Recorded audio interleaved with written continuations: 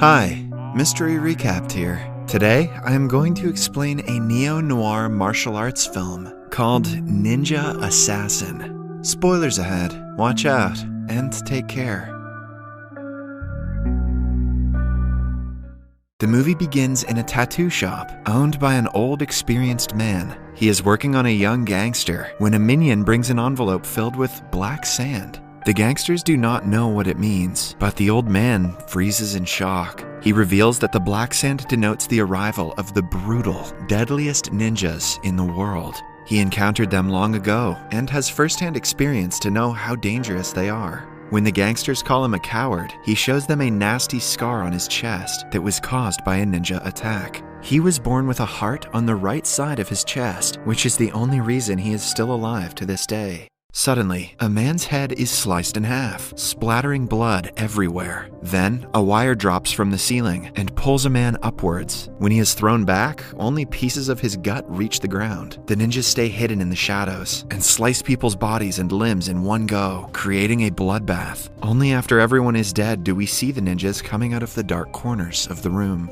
Then, we are introduced to the Ozunu clan of Japan. It is a clan of ninjas led by the ruthless Lord Ozunu. The clan collects children from around the world and makes them go through a series of brutal training techniques to become the ultimate ninja assassins. They are popular among the world leaders, but hidden from the rest of the world. Anyone who provides the clan with 100 pounds of gold can hire their assassins and ensure the death of the person they want to target. The Ozunu clan has been working from the shadows for more than 100 years and is behind the deaths of the Russian president, the Japanese prime minister, Jeffrey Epstein, and many other higher figures. Anyone who knows about them is scared to ever come across them. In one of the sessions, Lord Ozunu introduces a new kid named Raizo to the rest of the group. He was abandoned by his parents and taken into the clan by the leader. Something tells Ozunu that Raizo will be the leader of the clan after him. Because of the expectation, the training is tougher for Raizo. By the time he is 10, he has scars all over his body from the punishment he gets for making mistakes. One of the important qualities a ninja should have is his ability to stay hidden. Raizo is made to walk down a squeaky wooden floor, but a single sound it makes results in his feet being cut by a Kyoketsu shoge. At night, the kid can hardly sleep because of the pain. Then, he witnesses kindness for the first time in his life when a girl puts ointment on his wounds. Her name is Kiriko, and she is a fellow ninja in training. The kids are taught to not have any kind of emotions, but Kiriko is different.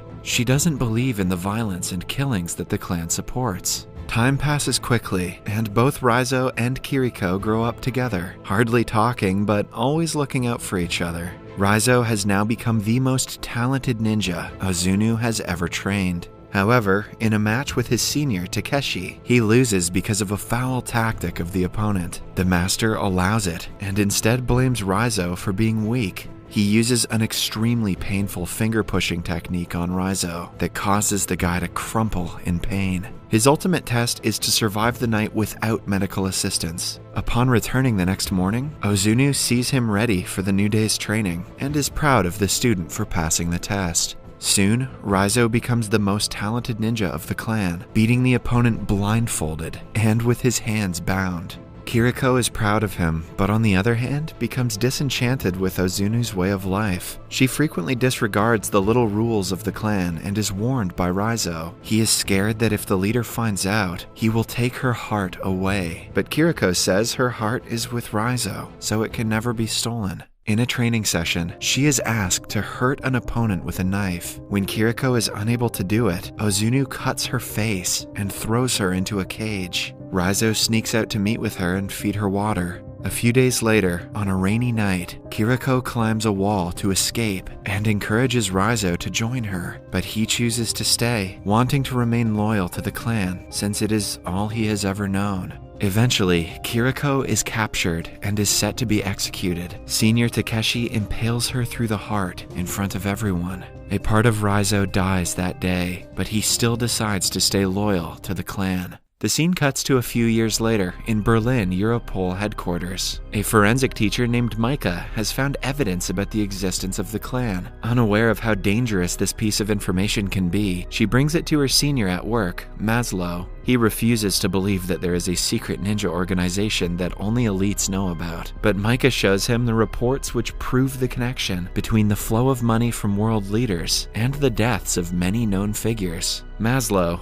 now interested, decides to dig further into the matter. Eventually, they find out that a high-ranking KGB agent, Sabatin, has made similar reports in the past, but as his work started to gain recognition, he was kicked out of his post for being delusional and eventually was killed. Then, we see that Rizzo is also in the city of Berlin, living in a shabby apartment for a special task. He trains every morning over a block of nails, like he was taught by his master. One day, he goes to the local laundry shop and comes across a woman. She seems to be friendly, but he instantly recognizes her as a ninja. The two attack each other and indulge in a tough fight. A while later, we see blood dripping out of a washing machine and the girl's body spinning inside of it.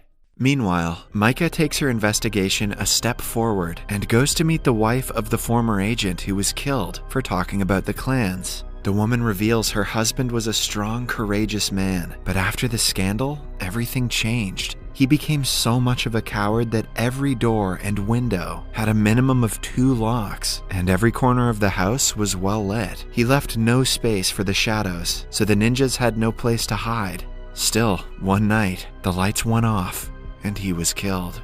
The next day at work, a higher official comes to Micah's office for evaluation. It is clear that he is there to keep an eye on her, because people are talking about her being too curious about things that don't concern her. That evening, Micah returns home cautiously, but finds out there has been a power outage in the entire block. Still, she goes inside her dark apartment, but is then attacked by a ninja. Surprisingly enough, another ninja saves her life and kills the assassins. He is none other than Rizzo. Another flashback shows us the adult Rizzo on his mission to complete his first assassination. He lets all of his frustration out and brutally kills the target. After the mission, he comes to the rooftop to meet the rest of the clan. Lord Ozunu says that he is proud of Rizzo and calls him closer. To his surprise, Rizzo attacks him with the Kyoketsu Shoge that cuts him across the face and an eye. His fellow ninja attacks him and pushes him off the building. After hurting him gravely, Rizzo barely survives the fall by landing in the water.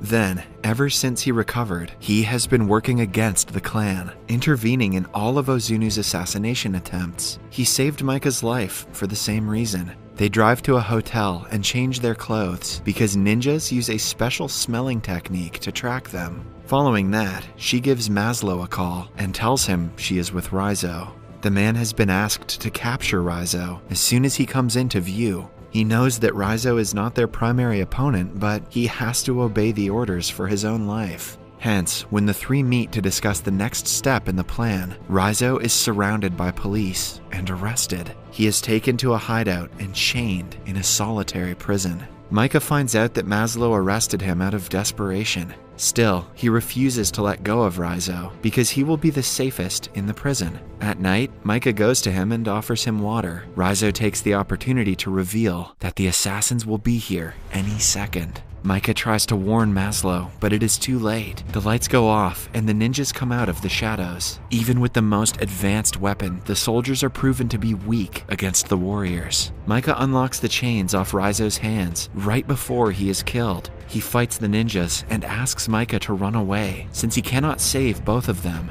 Rizzo is the best student the Ozunu clan has ever had, but still, going against a whole horde of ninjas is difficult for him. In the end, he and Takeshi end up on the road. Takeshi picks up his sword to end Rizzo's life for good, but Micah arrives at the right time and hits him with her car. She brings Rizzo to a hotel. Although he is severely injured, he refuses to go to the doctor. She sits beside him, talking to his unconscious self. She apologizes for not being of use to him and thanks him for her life. After that, she pulls a tracking device that tells Maslow their location. But before the police can come, the assassins appear out of nowhere and abduct Rizzo. When the police arrive, they only find Micah sitting on the sofa. She tells them that Rizzo was abducted 10 minutes ago. Back in the clan's base, Raizo is presented to Lord Ozunu. The man gives him one last chance to apologize, but Raizo refuses. Ozunu is especially furious because once he had believed that Raizo was going to replace him and take his place as the master of the clan. He makes Raizo stand in the same position Kiriko was executed. Raizo is then hit with the finger jabbing technique thrice.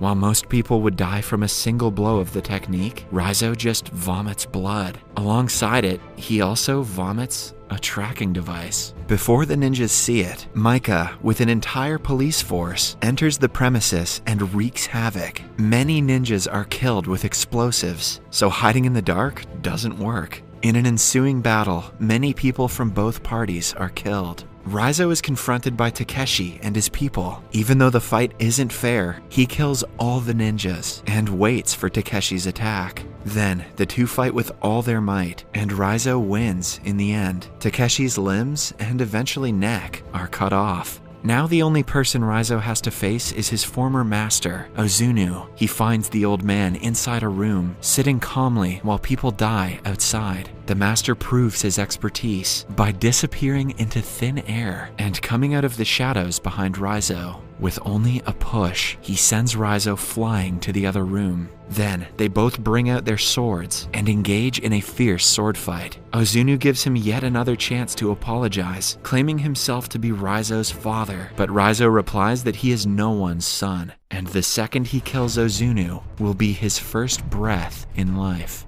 With that being said, the two leap at each other, but Ozunu disappears yet again. Suddenly, Micah comes into the room, hoping to help Raizo. However, Ozunu reappears from the shadows and attacks her with a sword right through her chest. The fight falls into Ozunu's side until Raizo plays the same trick and slices his body repeatedly from the shadows. In the end, he is killed with a sword to his shoulder. Raizo brings Micah outside, and the paramedics come to her aid. It turns out she was also born with a heart on the right side of her chest, which means she will survive. In the last scene, Raizo jumps off the wall of the academy, as Kiriko wanted him to. Subscribe for more videos like this, turn on notifications, and leave a like to help the channel out. Thank you for watching.